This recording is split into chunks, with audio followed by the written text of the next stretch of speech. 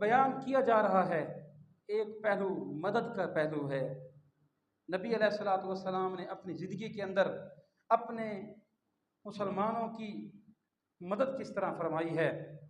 ایک قبیلہ اللہ کے رسول صلی اللہ علیہ وسلم کی مجلس میں آتا ہے اور آپ اس قبیلے کی غربت کی کیفیت کو دیکھتے ہیں کہ کسی کے پاس لباس ہے تو کپڑے جوتے نہیں ہیں، کسی کے پاس جوتے ہیں تو لباس نہیں ہے، کسی کے پاس آدھا لباس ہے، کھانے کو کچھ نہیں ہے۔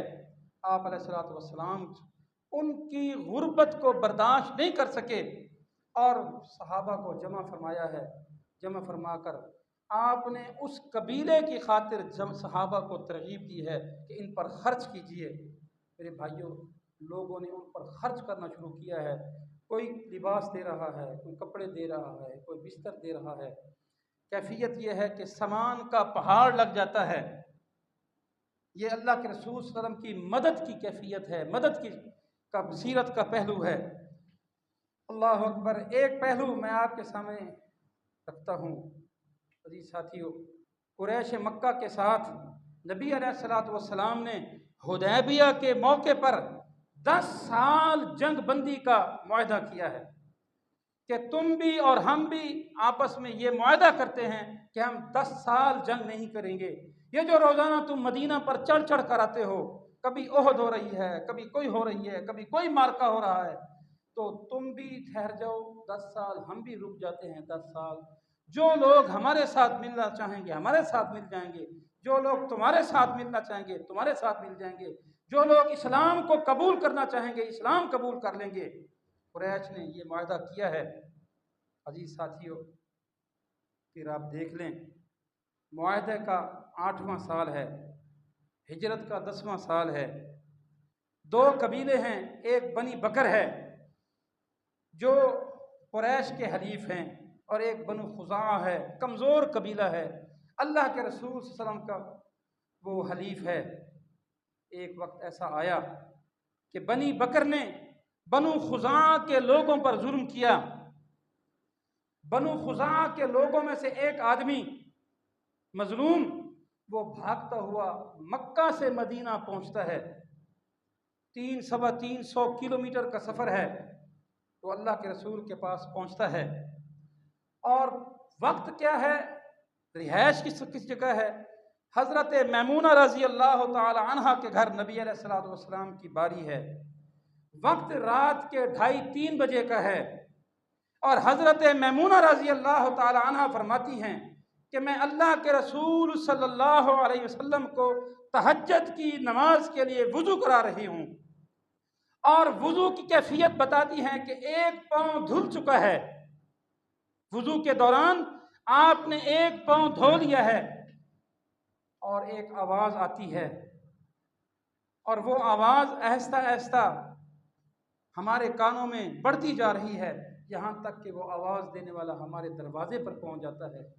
آواز دینے والا یہ کہتا ہے کہ اے محمد، میں آپ کو اللہ کا واسطہ دے کر کہتا ہوں کہ آپ ہماری مدد کیجئے، کیونکہ ہم آپ کے حلیف ہیں، اور آج بنو بکر نے، قریشیوں کے حلیف قبیلے نے ہمارے اوپر ظلم کیا ہے۔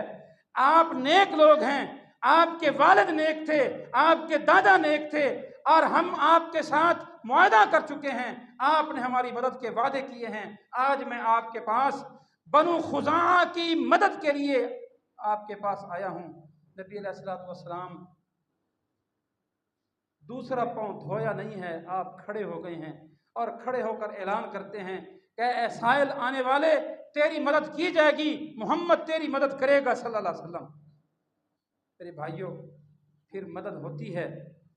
پھر واقعہ یہ ہے کہ اس امداد کے ذریعے، اس مدد کے بہانے اللہ مکہ کو فتح کراتا ہے۔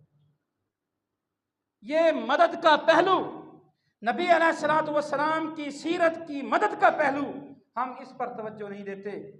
وَإِنِ اسْتَنْصَرُوكُمْ فِي الدِّينِ فَعَلَيْكُمُ النَّصْرُ۔ اللہ بھی یہ فرماتے ہیں کہ جب تم ہمارے دین کی مدد کرو گے، تم دین کے نصرتگار بن جاؤ گے، تم دین کے مددگار بن جاؤ گے، فَعَلَيْكُمُ النَّصْرُ، پھر اللہ پر بھی واجب ہے کہ وہ تمہاری مدد فرمائے۔ اللہ اکبر۔ میرے عزیز ساتھیوں، کلمہ ہمارا نصب العین ہے۔ نبی علیہ الصلوۃ والسلام نے اسی کلمے کو پھیلانے کے لیے اپنی زندگی کے 23 سال کھپا دیے اور 2 خوشخبریاں سنائیں۔ فرمایا تفلحو، جنتوں کے بھی وارث بن جاؤ گے، تملک العرب والعجم، اور عرب و عجم کے بھی مالک بن جاؤ گے۔ میرے بھائیوں، کبھی آپ نے غور کیا کہ دوسرا جو پہلو ہے عرب و عجم کے مالک بن جانا، میرے بھائیوں اس کے اندر کیا راز پنہا ہے؟ فرمایا یہ راز وہ سیاست کا راز ہے جس کے ذریعے، جس نعرے کی تکمیل کے ذریعے، جس سلوگن کے تکمیل کے ذریعے تم اس دنیا پر غلبہ حاصل کرو گے، وہ سلوگن لا الہ الا اللہ، کہ قولوا لا الہ الا اللہ، تم لا الہ الا اللہ پڑھ لو، قولوا لا الہ الا اللہ، تم لا الہ الا اللہ کہہ لو۔